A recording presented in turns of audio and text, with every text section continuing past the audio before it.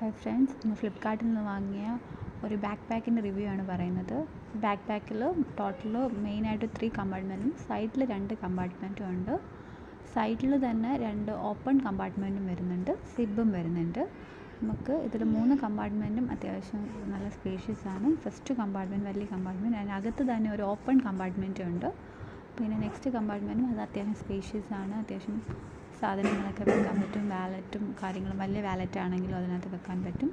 അകത്തെ ടെക്സ്ചറും കാര്യങ്ങളൊന്നും കുഴപ്പമില്ല. പിന്നെ അടുത്ത കമ്പാർട്ട്മെൻറ്റ് നോർമൽ സ്പേഷ്യസ് ആയിട്ടുള്ള പൈസയൊക്കെ വെക്കാൻ പറ്റുന്ന രീതിയിലത്തെ ഒരു കമ്പാർട്ട്മെൻറ്റാണ്.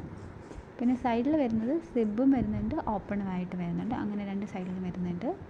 പിന്നെ ബാഗ് ക്വാളിറ്റി വൈസ് നോക്കുകയാണെങ്കിൽ ഇതിൻ്റെ സ്ട്രാപ്പ് അധികം കട്ടിയുള്ളതുമല്ല, എന്നാൽ ഭയങ്കര കട്ടി കുറവുള്ളതല്ലാത്ത ടൈപ്പാണ് വരുന്നത്.